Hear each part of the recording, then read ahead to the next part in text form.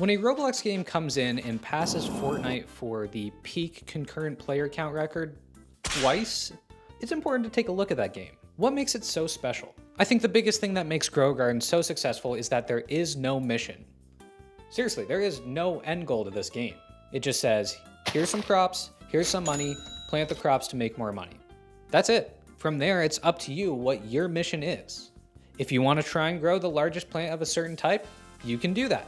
If you want to try and grow the largest coconut tree on the server, boom, here you go. If you want to make the most beautiful looking farm, you can do that. The options of what you're trying to complete is completely up to you, which I think makes this the first true sandbox tycoon game that we've ever seen on Roblox.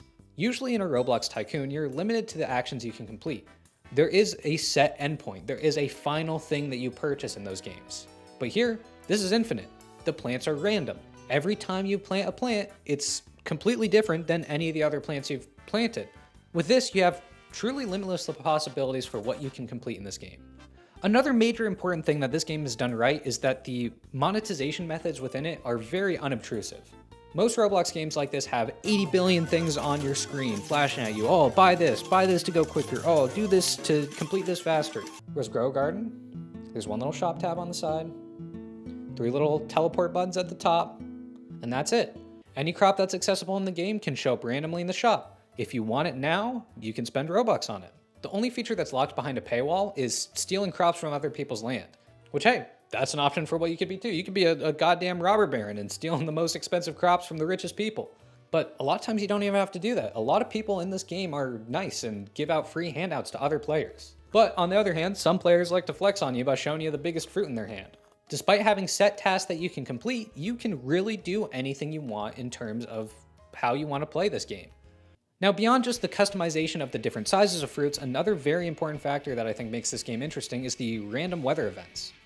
Each of the random weather events have a chance of adding different traits to your fruits that make them even more valuable. These different traits increase the multiplier of the value on the fruit, so getting multiple of these traits onto your different fruits and plants makes them way more valuable. And it's these events that can happen at any time that keep players coming back. You never know when like a lightning storm or a tornado or a sunny day is gonna hit.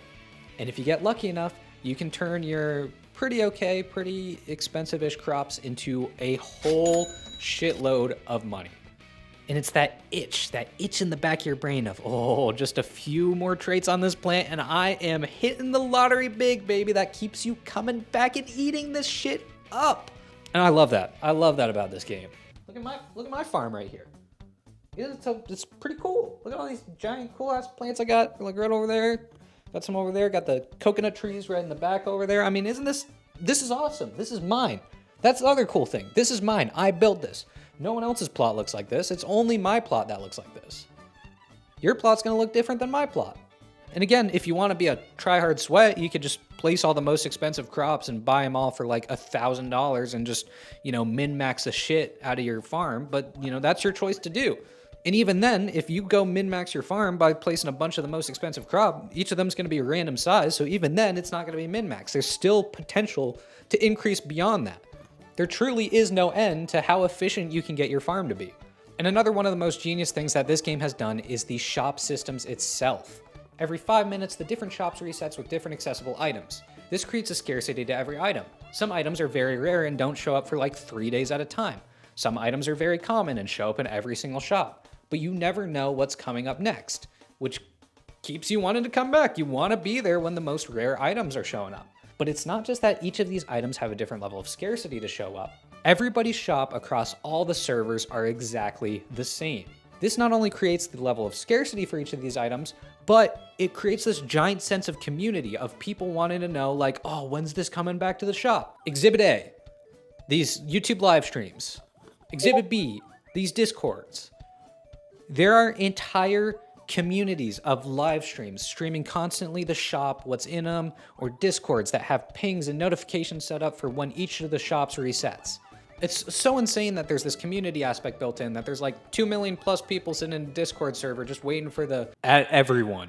There's carrots in the shop. It creates this huge community of players always looking out for when the best items are coming by and hopping in to capitalize on those moments. I mean, it's crazy. This game has me for hours, like scrolling through the different shops, like, oh, is this back yet? Oh, God, not quite. I think that's another important thing too, is that this game is pretty unobtrusive with its gambling aspects, which that's like a huge problem in Roblox right now. Pretty much every game is child gambling simulator. I've been to actual casinos less predatory than the gambling tactics used in most Roblox games. Everything is timed out to perfection, it feels like. Since the shops reset every 5 minutes, it feels like there's enough stuff that you're doing and completing in those 5 minutes that as soon as you're thinking about, oh, you know, I might get off soon, you go, oh, well, you know, the next seed shop is in like 30 seconds. Let me just wait for one more seed shop. And then you start completing more tasks and you go, ah, well, I guess I'm done with those tasks. You know, one more seed shop isn't gonna hurt.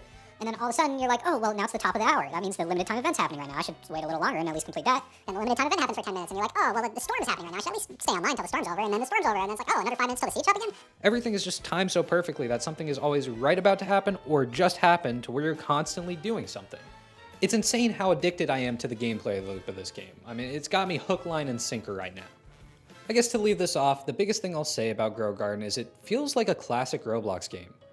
I've had my account since, Jesus Christ, 15 years almost? That's disgusting. It's that classic Roblox feel of like this infinite repetitive task played over and over again on a simple map with a simple layout. It's no spend Robux now, or, you know, min-max this thing to the furthest extent, or, you know, adopt a pet. It just feels like a perfect blend between the modern day state of Roblox, where everything has to have kind of like a random gambling infinite element to it, combined with the good old classics over here. A simple, infinite, repetitive task, which is what all the best classic Roblox games were built off of. Completing a simple, repetitive task for infinity. That's all it was. And doing that because you couldn't afford Minecraft at the time. In a post-Mr. Beast content creation sphere where everything is so focused on, you know, just keeping you focused on something for so long and just trying to dangle the keys in front of your eyes and constantly flash for your attention, it's nice to see a game that instead of preying on our most addictive, worst behaviors, it complements them. So yeah, if you're someone who's never played Roblox before and has heard people talking about this thing, I'd even recommend it for a base player who's never played Roblox before. It's a very relaxing game where you complete a repetitive task for infinity with no end goal in sight, and that's awesome. And there's so many different farms out there for you to see and experience. Or you can go in and be an asshole and just keep stealing people's crops. That's also funny. But I think truly in this modern era, Grow a Garden is the perfect Roblox game. Thank you for watching. Subscribe. I don't even think I'll include that. When a game... Please don't jump up that. Why? Why would you do that? Why would you do that, Miss Vange?